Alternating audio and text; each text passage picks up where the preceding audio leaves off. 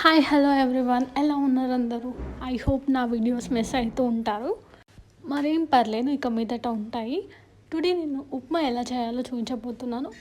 అరే ఉప్మా ఇంత ఈజీ కదా, అది కూడా చూపిస్తారా అని అనుకోవచ్చు. బట్ మీకు ఎండ్ ఆఫ్ ద వీడియోలో చెప్తాను, స్కిప్ చేయకుండా చూడండి.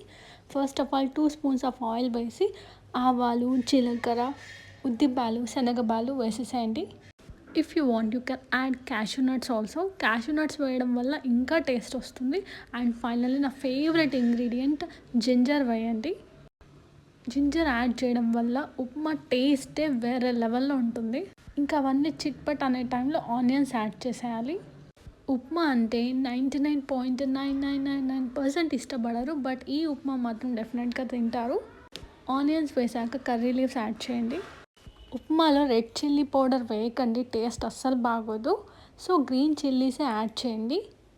పచ్చిమిర్చి వేసిన ఒక 3 మినిట్స్కి టమాటాస్ వేయండి. 2 ఒకేసారి యాడ్ చేయకూడదు. చాలా మటుకు ఉప్మాలో టమోటాస్ యాడ్ చేయరు, బట్ వన్స్ ఒక్కసారి యాడ్ చేసి చూడండి, దాని టేస్టే చాలా డిఫరెంట్గా అండ్ ఎవరైనా ఈజీగా తినేలా ఉంటుంది. సాల్ట్ వచ్చేసి as per your taste and లైట్గా టర్మరిక్. అంతే, ఇంకా ఒకసారి అలా మిక్స్ చేసేసేయండి ఒక 1 మినిట్ వరకు. మిక్స్ చేసి ఒక 1 మినిట్ లెడ్ క్లోజ్ చేయండి. అన్నీ బాగా మెత్తగా ఉడికిపోతుంది.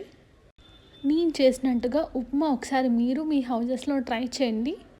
అమ్మో ఉప్మా నా వద్దురా బాబోయ్ అని అనేవాళ్ళు ప్రతి ఒక్కరూ తింటారు. 1 కప్ ఆఫ్ ఉప్మాకి నేను 3 కప్స్ ఆఫ్ వాటర్ వేస్తాను, 1:3 రేషియో లాగా.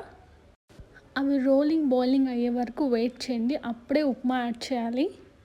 స్మాల్ నోట్, మీరు ఉప్మా యాడ్ చేశాక స్టవ్ని లో ఫ్లేమ్లోనే పెట్టండి, హై ఆర్ మీడియం ఫ్లేమ్లో అస్సలు పెట్టకండి.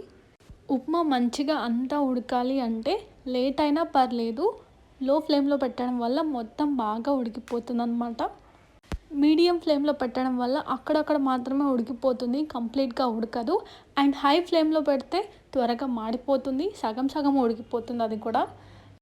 సో నేను ఎవ్రీ టైం ఉప్మా చేసేటప్పుడు లో ఫ్లేమ్లోనే ఉంటుంది.